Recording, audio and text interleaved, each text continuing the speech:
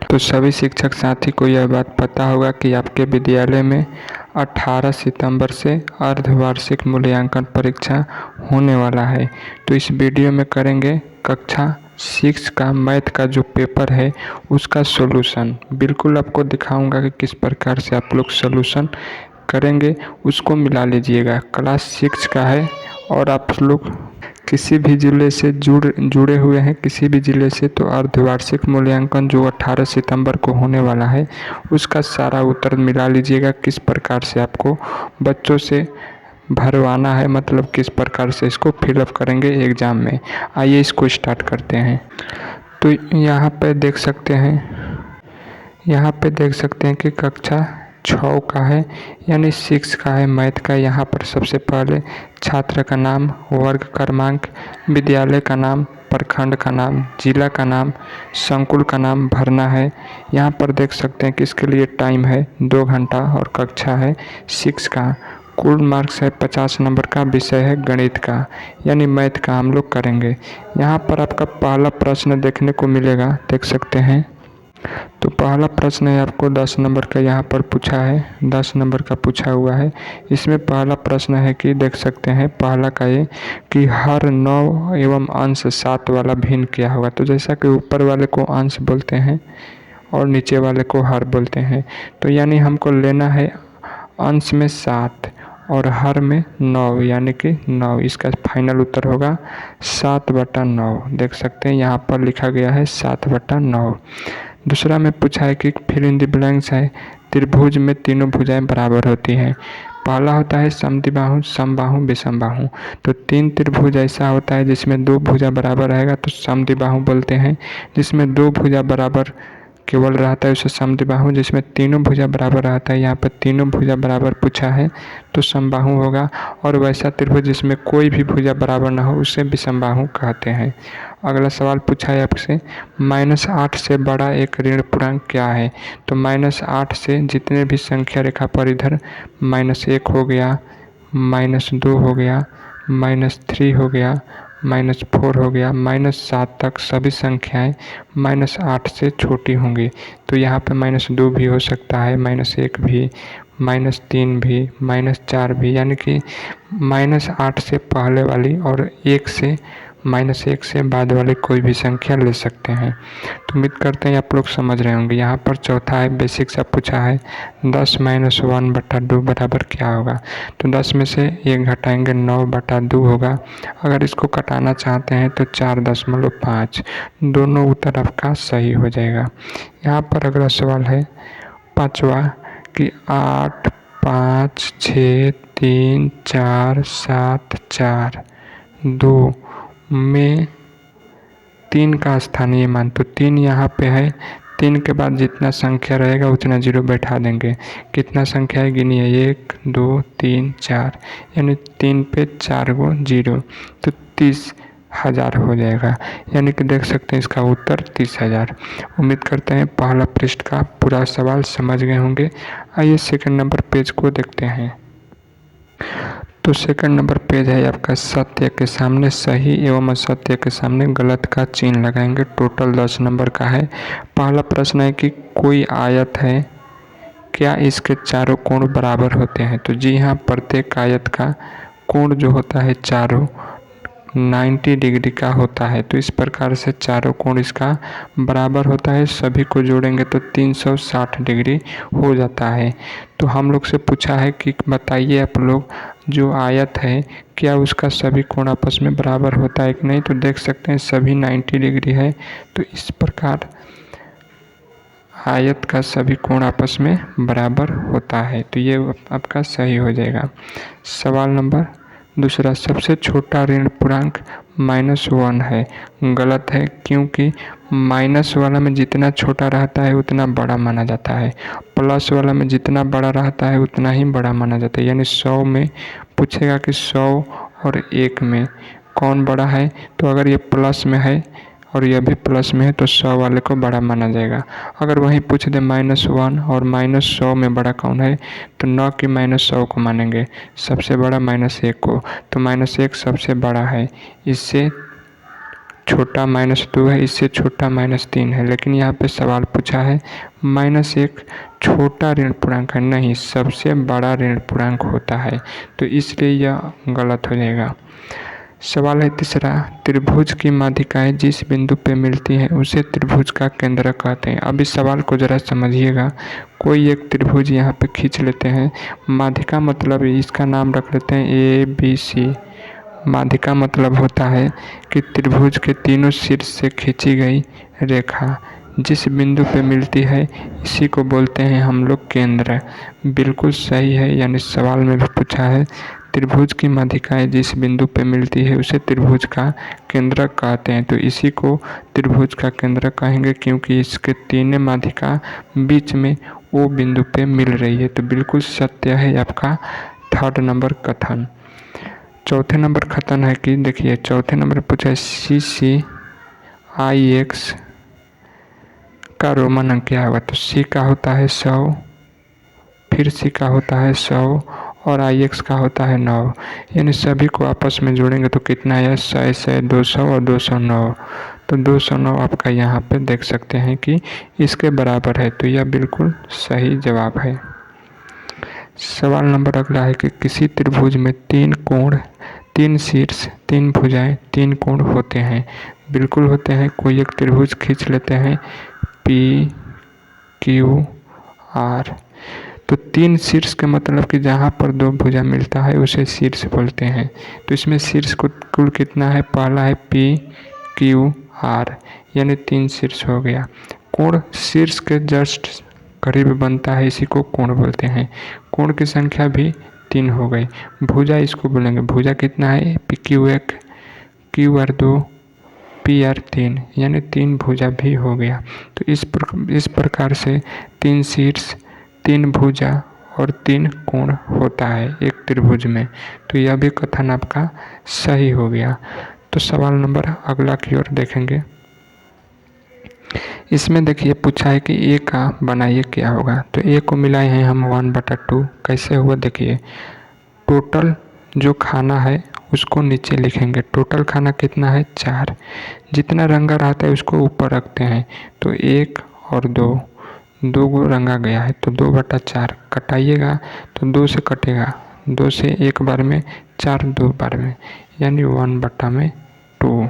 तो 1/2 यहाँ पे है, तो इसका मिलेगा 3rd नंबर के संग। अब यहाँ पर देखेंगे 24 है बी पे। तो 24 क्या है कि 2 का अपवर्तक है, यानी 2 से कटने वाला है, तो इसलिए आई भी पर मिला दिए। अगला है यहाँ पे 465। तो 465 5 से विभाजित होने वाला है यहाँ पे, तो C नंबर का मिला दिए हैं 5 पे। अगला है यहाँ पे देख सकते हैं कि 5 + 8 और 8 + 5, यानी जोड़ का क्रम विनिमय नियम है, तो इसका मिलेगा D का पहले वाले के संग।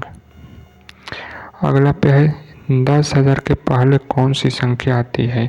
तो 10,000 के पहले 9,999 आएगी और इसमें जस्ट ही 1 जोड़ेंगे तो हम लोग 10,000 प्राप्त कर लेंगे। तो इस प्रकार से आप लोग मिलान करने वाला भी देख लिए जो कि 10 नंबर का था। आइए अब अगले सवाल की ओर बढ़ते हैं। तो यहाँ पे 4 नंबर सवाल है कि हल कीजिए। टोटल 10 नंबर का है। पूछा है कि 64 के सभी गुणनखंड लिखिए। देखिए गुणनखंड मतलब 64 जिस संख्या से कटता है उसको लिख देना है। तो सबसे पहले 1 से कटता है लिख दिए हैं, फिर इसके बाद 2 से कटता है, 4 से कटता है, 8 से कटता है, 16 से, 32 से और लास्ट में जब सब से कट जाता है तो लास्ट में 64 को लिख देते हैं। तो इस प्रकार से 64 के सभी गुणनखंड यहाँ पे देख सकते हैं। आपको इन दोनों प्रश्न में से किसी एक का ही उत्तर देना है, लेकिन अगर पहला सवाल नहीं आता है तो दूसरा भी अटेम्प्ट कर पाते हैं। तो देखिए मैंने पहला का भी बना दिया है और दूसरा का भी यहाँ पर बनाया है। देखिए दूसरा सवाल में पूछा है कि अंक इतना में से प्रत्येक का केवल एक बार प्रयोग करते हुए बनाई जा सकने वाली सबसे बड़ी और सबसे छोटी संख्या लिखिए तथा उनके अंतर भी लिखना है। यानी कि यहाँ पे जो 6, 2, 7, 4, 6, देखिए यहाँ पे 6, 2, 7, 4, 3 इनसे बड़ी संख्या बनाना है तो सबसे पहले 7 होगा, फिर 6 होगा, फिर 4 होगा, फिर 3 होगा, फिर 2 होगा। तो इस प्रकार से इन संख्या से एक बड़ी संख्या बनाना है और एक छोटी संख्या। तो यहाँ पर देख सकते हैं बड़ी संख्या बन गया है और छोटी संख्या बन गया है। फिर इतना पे पूछा है कि इनके बीच का अंतर कितना है।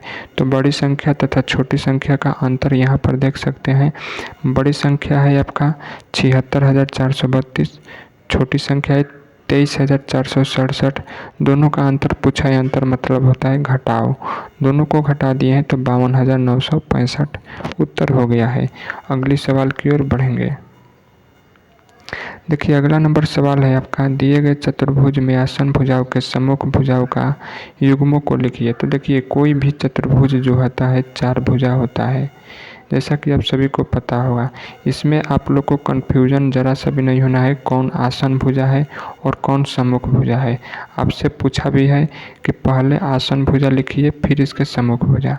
तो देखिए सम्मुख भुजा में होता है सामने वाला, यानी ए बी के सामने सी डी है तो ए बी बराबर सी डी, ये क्या हो जाएगा सम्मुख भुजा, क्योंकि सामने वाले भुजा को सम्मुख भुजा बोलते हैं।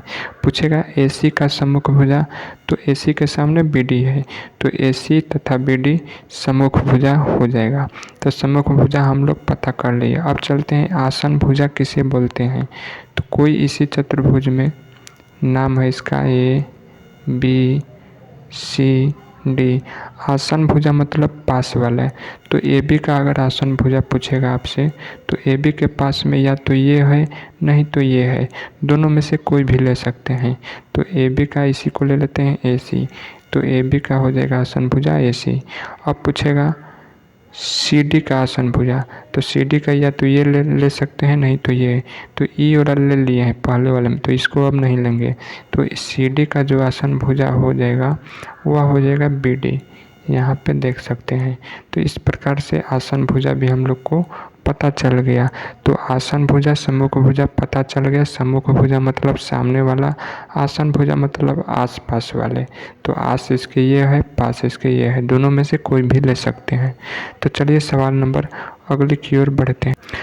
अगले सवाल की ओर बढ़ते हैं। यहाँ पर दोनों में से किसी एक का उत्तर देना है, तो इसका भी दे दिए और अथवा पूछा है, चलिए इसको भी देते हैं। देखिए आपको एक ट्रिक बता देता हूँ।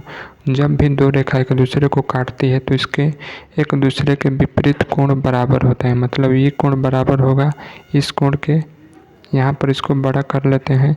कोई भी दो रेखा एक दूसरे को काटे तो ये कोण एक दूसरे के विपरीत, यानी कोण एक के, मान लीजिए इसको कोण x डिग्री है तो इसको y डिग्री, तो XY बराबर होता है। क्योंकि कोई भी दो रेखा एक दूसरे को काटे इस प्रकार से तो दोनों विपरीत कोण बराबर होते हैं। अब यहाँ पर है A और यहाँ पे है B, तो दोनों ये अभी बराबर हो जाएंगे। कोण A बराबर कोण B हो जाएगा। अब आइए सवाल पे आते हैं। सवाल में कोई दो रेखा काट रही है, देख सकते हैं यहाँ पे।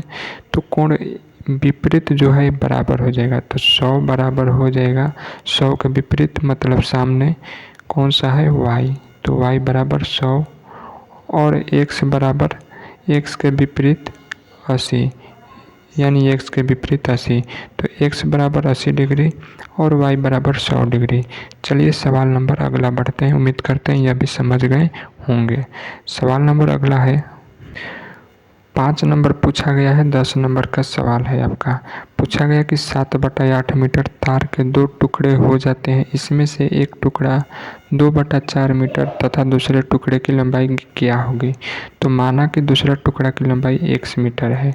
तो देखिए आपको बता दें, पहला दूसरा टुकड़ा में से यहाँ पे देख सकते हैं सवाल में पूछा है कि 7/8 मीटर दो टुकड़े हो जाते हैं। इसमें एक टुकड़ा 2/4, यानी मान लीजिए दूसरा टुकड़ा x है तो पहला टुकड़ा कितना है 2/4 और दोनों को लंबाई कितना है तो 7/8। उसी प्रकार से यहाँ पे लिखे हैं पहला टुकड़ा देख सकते हैं 2/4 है और दूसरा टुकड़ा 1 है।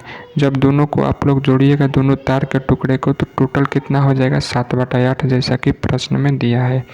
तो यहाँ पे एक वाले को एक तरफ कर लेते हैं, तो 7/8 था इधर अकेले, तो 2/4 चला जाएगा और जैसे ही गया तो चिन्ह बदल जाता है, यानी बराबर के इस पार से उस पार जाता है, चिन्ह बदल जाता है। तो यहाँ पे था प्लस का, हो जाएगा बराबर के उस पार माइनस में, यानी कि 7/8 और 2/4। अभी यहाँ से बटा पे का घटाव कर ही सकते हैं और एलसीएम निकालिएगा तो 8 आएगा। अब फाइनल उत्तर आएगा 3/8, यानी पहला टुकड़ा था 2/4, दूसरा टुकड़ा कितना होगा 3/8। उसी को यहाँ पे लिखा गया है। अतः तार के दूसरे टुकड़े की लंबाई कितना है 3/8 मीटर। उम्मीद करते हैं सवाल समझ में आ गया होगा। अगला सवाल है 16, 24, 36 का लसा निकाले, एलसीएम पूछा है भाग विधि से। किस विधि से? तो भाग विधि से। तो भाग विधि से आप लोग को निकालने आता है, कुछ नहीं करना है, इसको ऐसे कर लेना है। देख सकते हैं यहाँ पे निकाला गया है एलसीएम, इसको ऐसे कर दिए हैं और इसका 2 से सबसे पहले कटाएंगे तो 8, 12, 18 में कटा, फिर 2 से कटाएंगे 4, 6, 9 में कटा। तो इस प्रकार से इसका एलसीएम 144 आ गया। चाहे तो इसका ले सकते हैं आप लोग स्क्रीनशॉट और मिला सकते हैं अपने पेपर के अनुसार। अगला आपको किस क्लास का चाहिए, हिंदी, विज्ञान, मैथ, जिस किसी भी सब्जेक्ट का चाहिए, सोशल साइंस, तो आप लोग नीचे कमेंट कीजिएगा, उसका प्रोवाइड करा दूंगा। तो मिलते हैं अगले वीडियो में, तब तक के लिए धन्यवाद। कोई भी डाउट होगा मन में कमेंट में पूछिएगा, जो भी डाउट होगा, किस सब्जेक्ट का चाहिए, किस क्लास का, क्लास के साथ सब्जेक्ट का नाम भी टाइप अवश्य कीजिएगा, ताकि आपको प्रोवाइड कराने में सहूलियत प्रदान होगी। मिलते हैं अगले वीडियो में, तब तक के लिए धन्यवाद। पसंद आया तो लाइक करें, चैनल को सब्सक्राइब करें।